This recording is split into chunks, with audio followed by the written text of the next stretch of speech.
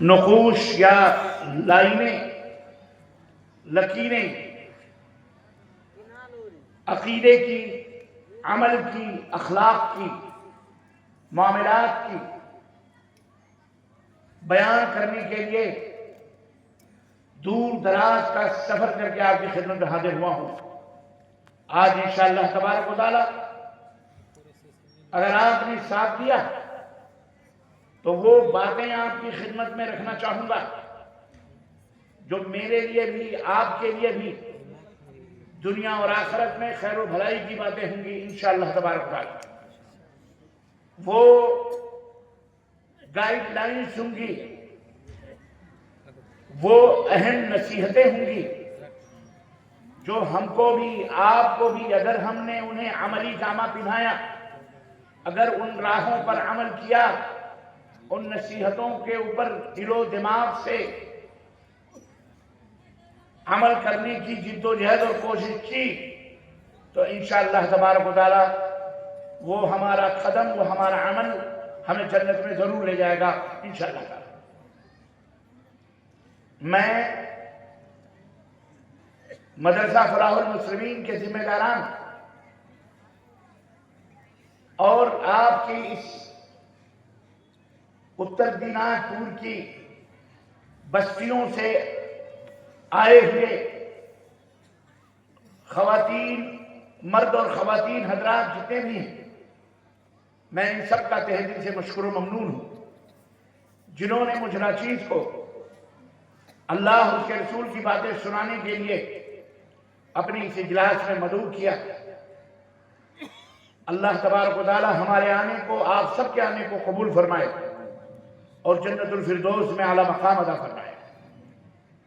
عزیزان ملت اسلامیہ، یہ دور بہت فتنوں کا دور ہے،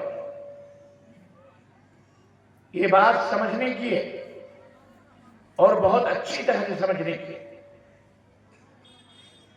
ایک کسان اگر اچھی فصل کی امید کسی کھیت سے رکھتا ہے تو سب سے پہلے اس کی نظر اس کھیت کے اوپر جاتی ہے جس کھیت کے اندر وہ فصل کو اگانا چاہ رہا ہے، کہ وہ فصل، وہ کھیت اس فصل کے اگانے کے لائق ہے یا نہیں ہے۔ اگر کھیت اس فصل کے اگانے کے لائق نہیں ہے تو اسے تیار کرتا ہے، اس کھیت کے اوپر محنت کرتا ہے، جد و جہد کرتا ہے، ٹریکٹر سے، ہل سے، بیلوں سے اسے جوتتا ہے، اسے نرم بناتا ہے، اس کے اندر جو زائد گھاس اور پھوس ہوتے ہیں ان کو نکال کر کے باہر کرتا ہے، پھر اس کے اندر وہ کچھ کھاد وغیرہ ملاتا ہے، پھر اس کے بعد وہ اپنے غلوں کو اس کے اندر ڈالتا ہے، مٹی کی نظر کرتا ہے، پھر ان غلوں کو مٹیوں میں ملا کر اور اسے برابر سرابر کر کے آ کے اپنے گھر میں چین کی نیند سوتا ہے، اس امید کے ساتھ کہ ضرور آج نہیں تو کل ہفتہ 10 دن میں کونپلیں نکلیں گی اور ضرور فصل اگے گی اور لہلہائے گی جو اس کے ارمانوں اور اس کی خواہشوں اور آرزوؤں کے خوابوں کو پورا کرے گی۔ اس امید کے ساتھ وہ آرام سے چین سے سوتا ہے۔ یہ دنیا بالکل کھیت کی مانند ہے، ہم اور آپ اس کھیت میں کیا اگانا چاہ رہے ہیں، پہلے اس بات کو دیکھنا ہے کہ ہم اس الدنیا مزرع الاخرہ، اللہ کے رسول صلی اللہ علیہ وسلم نے فرمایا دنیا آخرت کی کھیتی ہے، ہم اس کھیت میں ہم اپنی زندگی میں کرنا کیا چاہتے ہیں، ہمیں اللہ نے کس لیے پیدا کیا ہے، مقصد کیا ہے، ہمیں کس طرح سے زندگی گزارنی ہے۔ بس آنکھ بند کر کے جو چاہو کرتے رہو، ایسا کسان کبھی کامیاب نہیں ہوتا۔ سب سے پہلے وہ معلوم کرتا ہے کہ یہ کھیت کیسا ہے۔ بین اسی طرح سے ہمیں کوئی بھی عمل کرنے سے پہلے، کوئی بھی قدم اٹھانے سے پہلے، خواہ وہ اللہ تبارک و تعالیٰ کی عبادت ہو، اللہ عز و جل کی بندگی ہو، رسول کی اطاعت ہو، فرما برداری ہو، معاملات ہو، اخلاقیات ہو، سیاسیات ہو، معاشیات ہو، تعلیم و تربیت ہو، شادی بیاہ ہو، الغرض مال تجارت ہو، جو کچھ بھی ہے، ان تمام سب چیزوں کے کرنے سے پہلے ہمیں یہ معلوم کرنا پڑے گا کہ ہمارے لیے کون سا علم اور کون سا عمل زیادہ مناسب ہے جس کو کر کے ہم دنیا کے اندر اور آخرت کے اندر کامیاب ہو سکتے ہیں۔ عزیزان گرامی قدر، میں نے شروع میں بتایا کہ دنیا فتنوں سے بھری پڑی ہے، اور آگے جو آگے معاملہ جا رہا ہے تو فتنے ہی فتنے پیدا ہوتے جا رہے ہیں۔ ہم پہلے مسلمان تھے، ہمارے لیے یہ ضروری تھا۔ آپ کو میں آج سے 1400-1500 سال پرانی بات بتا رہا ہوں۔ ہم پہلے مسلمان تھے، یعنی پہلے ہم اللہ پر ایمان لائے، رسول پر ایمان لائے، اشہد ان لا الہ الا اللہ و اشہد ان محمد رسول اللہ نے پڑھا، ہم مسلمان ہو گئے۔ اس کے بعد اللہ اس کے رسول کے فرمان کے مطابق عمل کرنا شروع کیا ہم نے، نمازیں پڑھی، روزے رکھے، حج کیے، توفیق ہوئی تو زکوٰۃ بھی دیے، ان حرام چیزوں سے بچے، حلال چیزوں سے ہم نے اپنی زندگی کو سجایا سنوارا، ہمارے لیے جنت واجب کر دی۔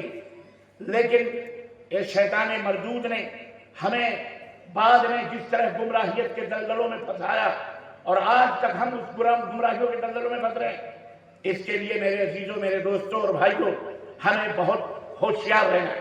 ہم جس زمانے میں جی رہے ہیں، آج ہم صرف مسلمان ہی نہیں ہیں، ہم مختلف جماعتوں، مختلف فرقوں، مختلف ٹکڑیوں کے اندر بڑھ چکے ہیں، اور روزانہ کوئی نہ کوئی نیا فتنہ ہمارے درمیان پیدا ہوتا رہتا ہے۔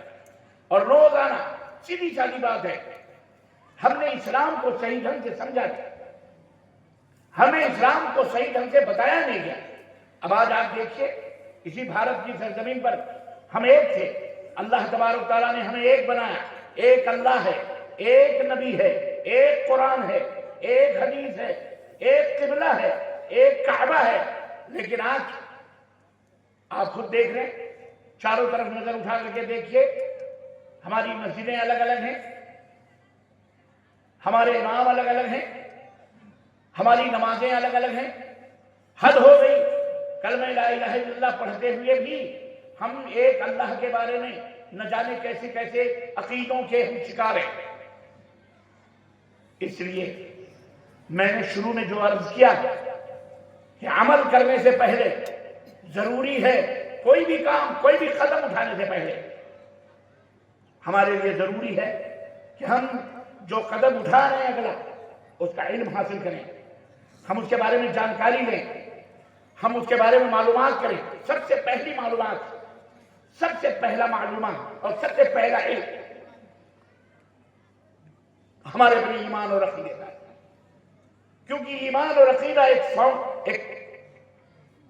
کھیت کی طرح ہے، یہ مضبوط ہونا چاہیے، یہ بہتر ہونا چاہیے۔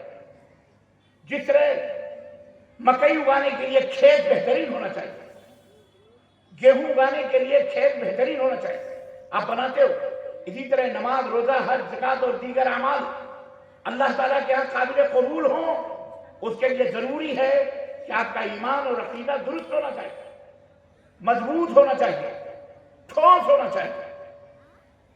اپنی اپنی مرضی کا ایمان اور عقیدہ نہیں چلتا کہ آپ کی مرضی میں جو آیا آپ وہ ایمان رکھ لیں۔ بلی راستہ کاٹ گئی، ہمارا ایمان ہے کہ اب یہ کام نہیں ہو سکتا، حاجی صاحب تھیلی لے کر واپس آ رہے ہیں، منہ لٹکائے ہوئے حجر نے پوچھا کیا ہوا؟ بازار جا رہے تھے، کہنے لگے بیگم بلی راستہ کاٹ گئی۔ تو بلی کے راستہ کاٹنے سے کیا ہوتا ہے؟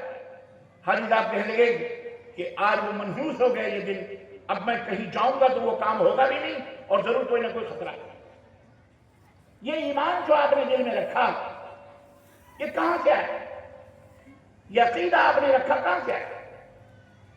اگر آپ نے اپنی مرضی سے بغیر دلیل کے رکھا ہے تو یقیناً یہ گمراہی ہے، یہ شیطانی فکر ہے، یہ شیطانی آئیڈیا ہے، شیطانی سوچ ہے۔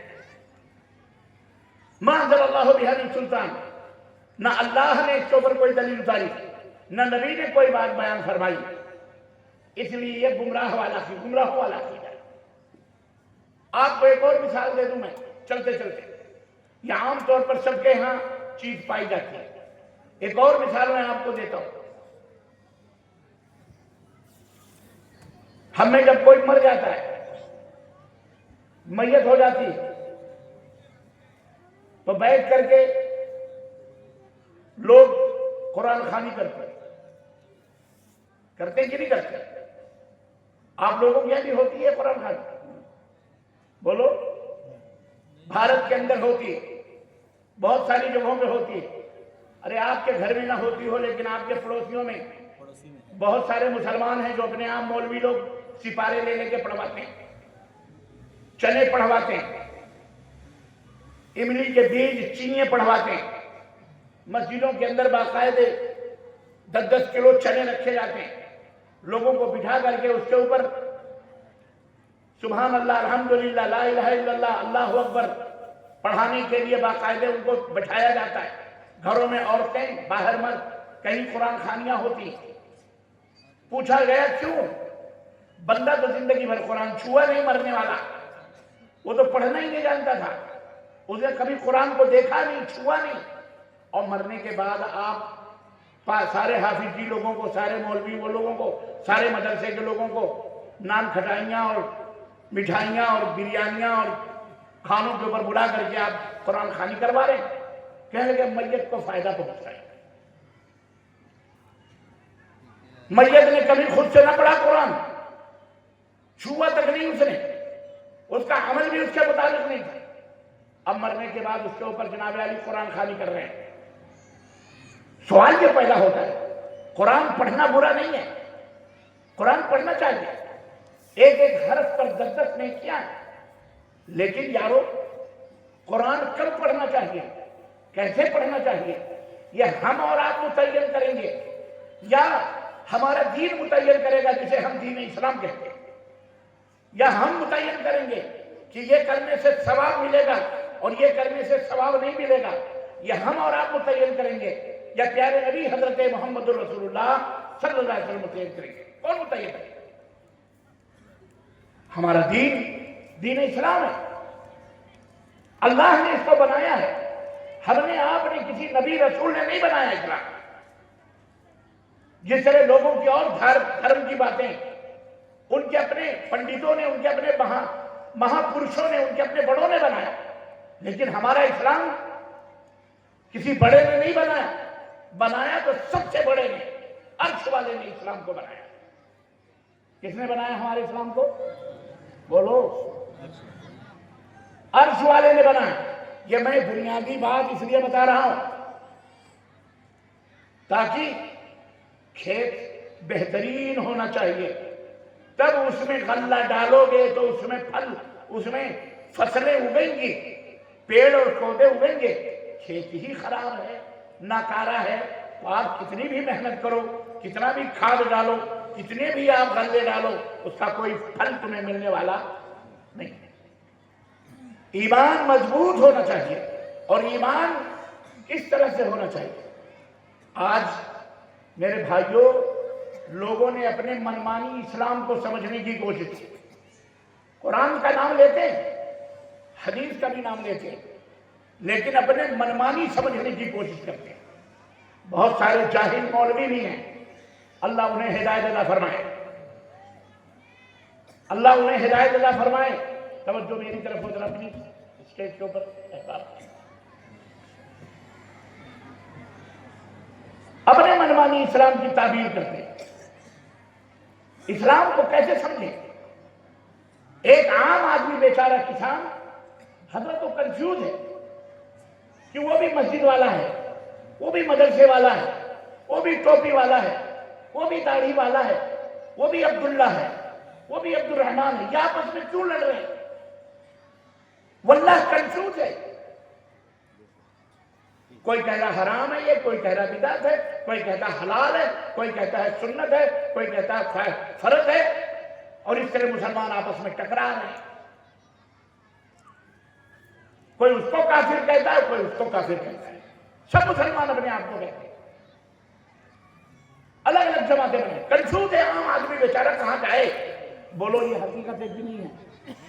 میرے بھائیوں اب ذرا بہت زور سے بولو، کنفیوژن ہے کہ نہیں ہے؟ آج اس کنفیوژن کو ختم کریں گے انشاءاللہ تعالی، بولو انشاءاللہ۔ ہم سب کو جنت میں جانا ہے انشاءاللہ تبارک تعالی۔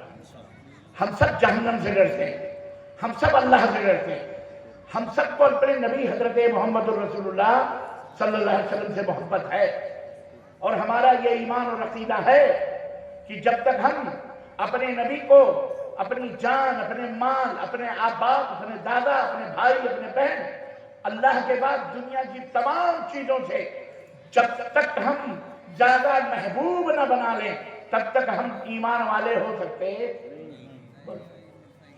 اور محبوب ہونے کا مطلب کیا ہے؟ محبوب بنانے کا مطلب کیا ہے؟ جہاں حکم ہو وہاں گردن جھکائی ہو۔ اگر محبوب نے کہا کھڑے رہو تو کھڑے رہو، کہا جھک جاؤ تو جھک جاؤ، کہا بیٹھ جاؤ تو بیٹھ جاؤ، یہ ہے محبت کی علامت۔ آپ بھی اپنے بھی موبائل ذرا دھیرے بات کرو، دھیرے، اتنی جرت سامنے بیٹھ کے بکواس کر رہے۔ اگر آپ کی بیوی ہے، بیوی سے آپ نے کہا بیگم ایک گلاس پانی لے آؤ، بیوی کہہ رہی ہے مجھے آپ سے بہت محبت ہے، آپ کہہ رہے ہیں میری طبیعت خراب ہے جلدی پانی پلاؤ، وہ کہہ رہی آئی لو یو، بڑی محبت ہے، نہیں کو ظالم ارے میں مر رہا ہوں پیار سے، کہتی نہیں میں آپ کی ٹانگیں دبا دوں، بڑی محبت ہے مجھے۔ وہ آپ جو کہہ رہے ہیں بجائے اس کے کرنے کے وہ صرف زبانی دعوے کر رہی ہے۔ بتاؤ وہ بیوی بیوی کہلانے کے لائق ہوگی؟ بیوی ہوگی یا ٹی وی ہوگی؟ اور ٹی وی ہوگی، اور بیوی نہیں ہوگی زندگی کا کینسر ہوگی۔ سچی بیوی تو وہ ہے کہ شوہر نے کہا کھڑی رہو تو کھڑی ہے، بیٹھ جاؤ تو بیٹھ جائے، حکم کی فرما برداری کرے، وہ سچی بیوی کی پہچان ہوتی ہے۔ اور جھوٹی اور مکار بیوی کی پہچان وہ ہوتی ہے کہ جو آپ کہیں اس کا وہ الٹا کرے۔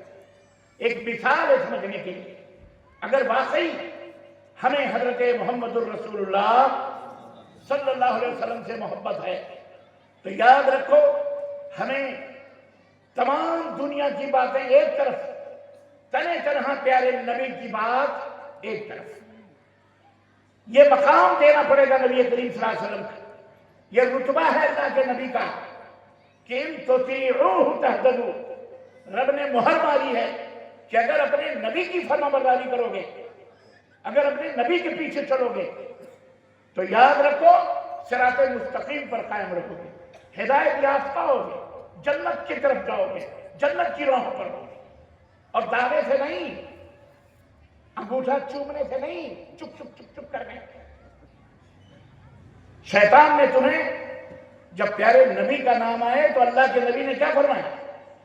درود پڑھو، اللہم صلی علی محمد وعلی آل محمد کما صلیت علی ابراہیم وعلی آل ابراہیم انکا حمید مجید، یا کم از کم صلی اللہ علیہ وسلم پڑھو، نہ کہ انگوٹھے چھوڑو۔ کس نے کہا؟ کس نے کہا؟ اے مسلمانوں مجھے تمہاری محبت پر شک نہیں ہے، لیکن جہالت سے تم نہیں کرو، تم نادان ہو، تم جاہل ہو، تمہیں شیطان نے بہکایا ہے،